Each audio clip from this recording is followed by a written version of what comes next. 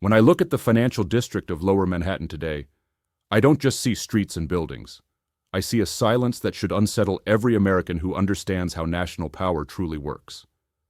What's disturbing is not what remains, but what has vanished. For more than a century, this district was the heart of global capitalism.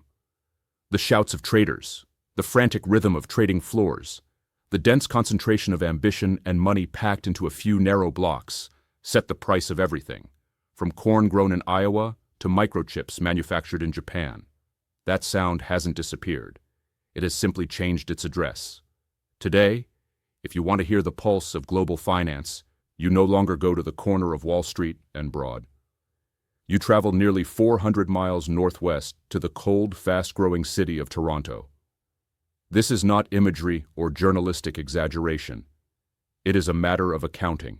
In an astonishingly short period of time, the United States inflicted one of the most abrupt and largely self-sabotaging economic wounds in its history, effectively surrendering its status as the world's financial hegemon to Canada.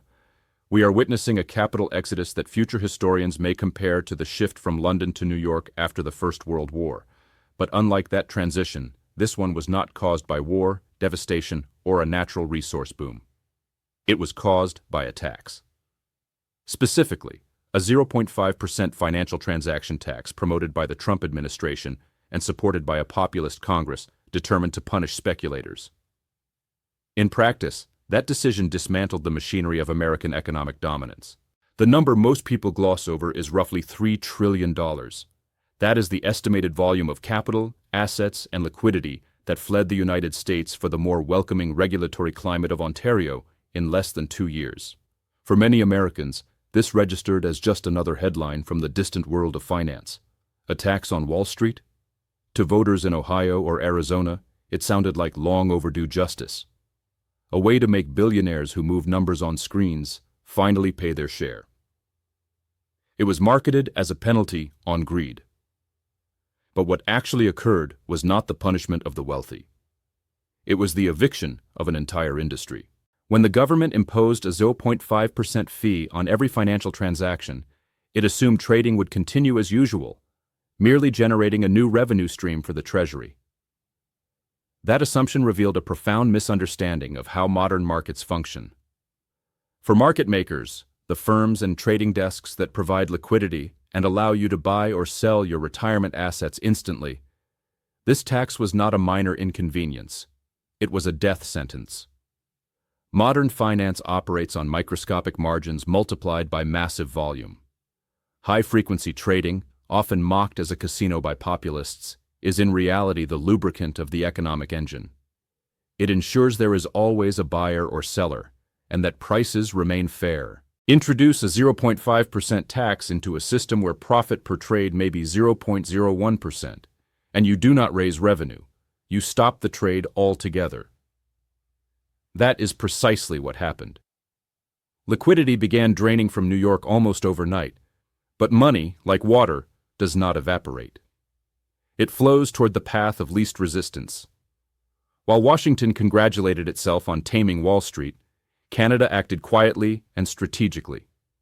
The Canadian government recognized a historic opportunity and sent a clear signal to global markets: no transaction taxes and a streamlined regulatory process for firms willing to relocate. What followed was a migration of institutional scale. Major American financial institutions began shifting critical operations to Toronto. Hedge funds followed. Then came the law firms, technology consultants, analytics teams, and risk management units. Servers and talent crossed the border with remarkable speed. Why should this matter to the average person? Why should a mechanic in Michigan or a nurse in Nevada care where bankers work?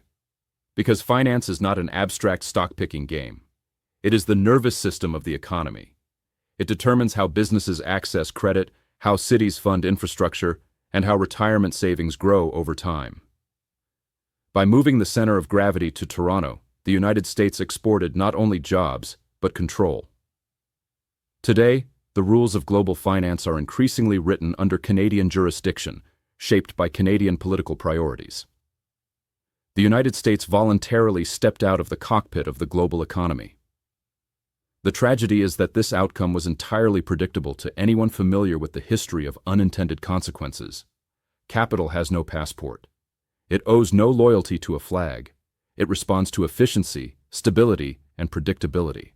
The legislative machinery that triggered this shift was formalized in early 2025 through the Financial Accountability Act.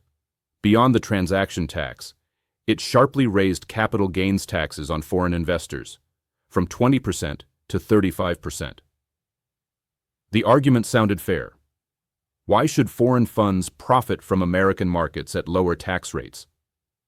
But the reality is that the U.S. had long depended on foreign capital to finance deficits and keep interest rates low. By raising the cost of participation, the country simply drove investors away. Regulatory instability made matters worse.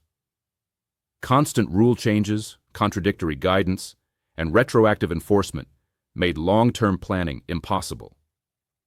Then came the ban on cryptocurrency trading, which effectively expelled an entire innovation sector from American soil. Developers, investors, and infrastructure didn't disappear. They relocated. Against this backdrop, Canada chose a different approach. Under clear-headed leadership, it offered a rational alternative. Zero transaction taxes, moderate rates for foreign investors, fast-track licensing, and clear rules for digital assets. This wasn't generosity. It was pragmatism. And the market responded immediately.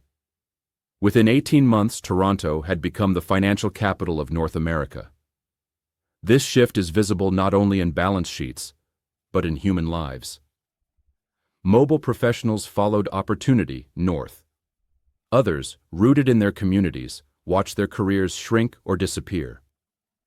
These personal stories reveal the true cost of policy decisions. Financial markets rest on three pillars: liquidity, predictability, and trust. American policy shattered all three. Canadian policy reinforced them.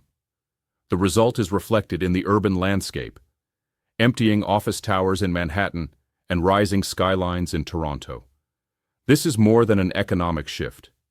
It is a shift in identity and global influence. Wall Street still exists, but it is no longer the center of the world. That center has moved north. And until the United States relearns that an economy is an ecosystem, not a moral stage for punishment, that shift will remain. Capital does not obey slogans. It responds to conditions, and that is the lesson learned at an extraordinary cost.